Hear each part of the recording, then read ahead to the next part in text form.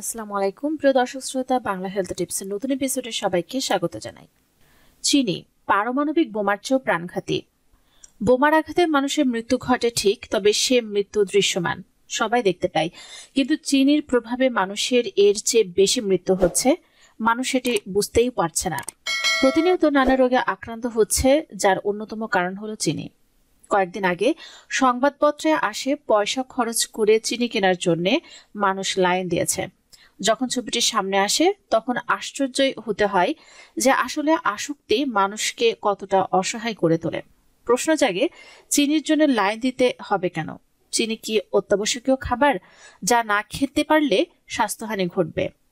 খোঁজ খবর নিয়ে জানা যায়, চিনি পুরোটাই আমদানি করা হয়। দেশের উৎপাদন 25 থেকে 30,000 টন আর আমদানি করা হয় 21 লাখ টন। চিনির বাজার 99% আমদানির উপর নির্ভরশীল। আমদানিকারকরা প্রতি টন চিনির দাম $470 থেকে $480 ঘোষণা দিচ্ছেন। অতএব প্রতি টন $470 থেকে $480 হলে 21 লাখ টন চিনির দাম কত হয়? এটা হিসাব করলেই যে কেউ বলতে পারেন। অর্থাৎ চিনি বাবদ আমরা যা ব্যয় করছি তার পুরোটাই যাচ্ছে বিদেশে মাল্টিন্যাশনাল কোম্পানিগুলোর পকেটে। বিষ কেনার জন্য হুড়োহুড়ি করা কি বোকামির প্রকাশ নয়? আবার কেউ কেউ আফসোস করছেন, 1 বছরের ব্যবধানে চিনির দাম দ্বিগুণ হলেও ক্রেতাদের স্বস্তি দিতে পণ্যটির ওপর থেকে করভার কমানো হয়নি।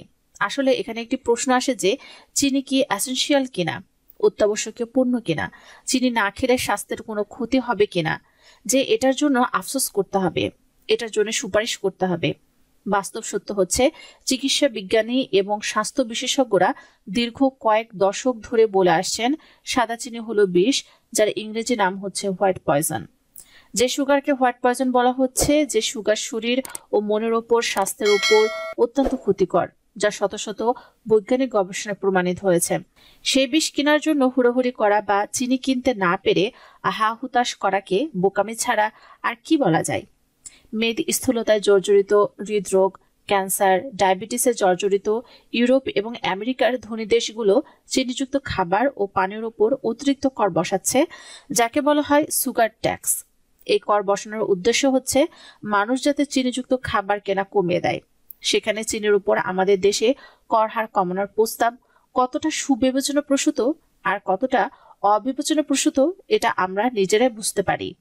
আপনারা কি জানেন, ডিপ্রেশনের সাথে চিনির কিন্তু স্পষ্ট একটা যোগ রয়েছে।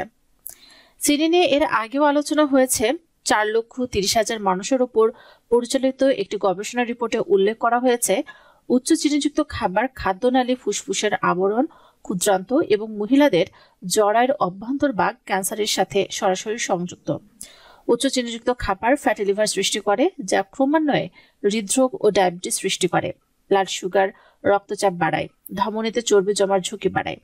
23 জন টিনেজারের ওপর পরিচালিত গবেষণায় প্রমাণিত হয়েছে, মুখে ব্রণের কারণ হচ্ছে চিনিযুক্ত খাবার। চিনিযুক্ত খাবার নিউরোট্রান্সমিটার নিঃসরণ ও প্রবাহের স্বাভাবিক প্রক্রিয়াকে ক্ষতিগ্রস্ত করে। ফলে গবেষকেরা বিষণ্ণতার সাথে এর স্পষ্ট যোগ খুঁজে পেয়েছেন। 69,000 নারী এবং 8,000 নারী পুরুষের ওপর পরিচালিত দুটি গবেষণায় একই ফল পাওয়া যায়। চিনি কিডনির রক্তনালীকে ক্ষতিগ্রস্ত করে, কিডনি রোগের ঝুঁকি বাড়ায়। চিনি দাঁতের মিনারেলের ক্ষতি করে, মাড়িরও ক্ষতি করে, দাঁত এবং মাড়ির স্বাস্থ্যহানি ঘটায়। চিনি রক্তের ইউরিক অ্যাসিডের লেভেল বাড়িয়ে দেয়, ফলে বাড়ে বাতের ঝুঁকি। চিনি ও চিনিজাত মিষ্টি বেশি খেলে স্মৃতিভ্রষ্টতার ঝুঁকি বাড়ে, বুদ্ধিদীপ্ততা কমে যায়। অতিরিক্ত চিনি খাওয়া আমেরিকানদের দেহের রোগ প্রতিরোধ ক্ষমতা অত্যন্ত কম। গড়পড়তা একজন আমেরিকান দৈনিক 20 চা চামচ চিনি খান, অর্থাৎ চিনি জাতীয় খাবারের মধ্যে দিয়ে চিনি গ্রহণের পরিমাণ হচ্ছে 20 চা চামচ। যে কারণে আমেরিকানরা সবচেয়ে বেশি স্থূল জাতি, তাদের মেদস্থূলতা সবচেয়ে বেশি, হৃদরোগ, ক্যান্সার, ডায়াবেটিস বেশি এবং একইভাবে নিদ্রাহীনতা। আমেরিকানদের এত নিদ্রাহীনতা আক্রান্ত হওয়ার মূল কারণই হচ্ছে এই চিনি। চিনি ঘুম কমিয়ে দেয়, রাতে দেহ অভ্যন্তরের অস্থিরতা বাড়িয়ে দেয়, যার ফলে আমেরিকানরা প্রায়শই অনিদ্রায় আক্রান্ত হয়। কারণ তারা রাতে ডিনার করে এবং ডিনারের শেষ হয় ডেজার্ট দিয়ে, আর ডেজার্টের পুরোটাই তৈরি হয় অতিরিক্ত চিনি দিয়ে। ক্যান্সার আক্রান্তদের মিষ্টি খাবার পছন্দের কারণও কিন্তু এই চিনি।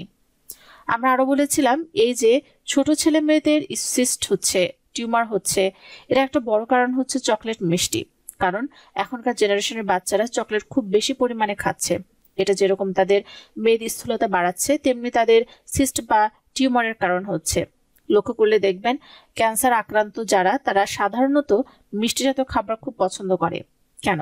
কারণ ক্যান্সার সেলসগুলো তাদের শক্তি সংগ্রহ করে এই চিনি থেকে, আর সুগার এবং ফ্যাট দুটোরই মিশ্রণ হচ্ছে চকলেট। তাই যাদের কোথাও কোনো রকম সিস্ট আছে, টিউমার আছে, তাদের চিনির ব্যাপারে অনেক অনেক বেশি সতর্ক হওয়া প্রয়োজন। আসলে চিনি নিয়ে যদি আমরা একটু গভীরভাবে ভাবি, তাহলে দেখব মানুষের জন্য, সভ্যতার জন্য পারমাণবিক বোমার চেয়েও চিনি ক্ষতিকর এবং ধ্বংসের হার বেশি। বোমায় মৃত্যুটা দৃশ্যমান, কিন্তু চিনির প্রভাবে মৃত্যু নিয়ে সচেতনতা প্রয়োজন। আপনার কাছে অবাক লাগতে পারে, কিন্তু বিশ্ব স্বাস্থ্য সংস্থার রিপোর্ট যদি আমরা বিশ্লেষণ করি, তাহলে দেখব বিষয়টি কতটা সত্য। চিনি যে সমস্ত রোগের কারক, তার মধ্যে একটি হচ্ছে হৃদরোগ। ওয়ার্ল্ড হার্ট ফাউন্ডেশনের গবেষণার মতে প্রতি বছর বিশ্বে 1,79,00,000 মানুষ হৃদরোগে আক্রান্ত হয়ে মারা যাচ্ছেন। স্ট্রোকে মারা যায় 65 লাখ মানুষ এবং ডায়াবেটিসে মারা যায় 15 লাখ মানুষ। আমাদের দেশে কোভিডে যারা মারা গিয়েছেন তার অর্ধেকই ছিলেন ডায়াবেটিস আক্রান্ত।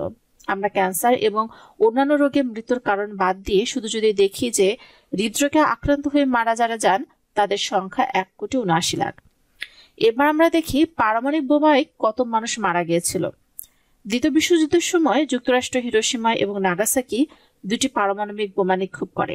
হিরোশিমায় 3.5 লক্ষ অধিবাসীর মধ্যে 1,40,000 এবং নাগাসাকিতে 74,000 মানুষ সাথে সাথে মারা যায়। তারপরে বোমার তেজস্ক্রিয়তার কারণে হিরোশিমা এবং নাগাসাকিতে মোট 3,72,000 মানুষ মারা যায়।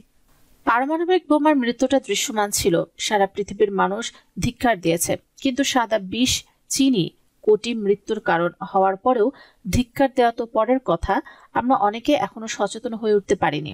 তাই আমরা বিষ কেনার জন্য লাইনে দাঁড়াচ্ছি এবং আফসোস করছি আরো দাম কমিয়ে আমাদেরকে বিষ কেনার সুযোগ কেন করে দেওয়া হচ্ছে না।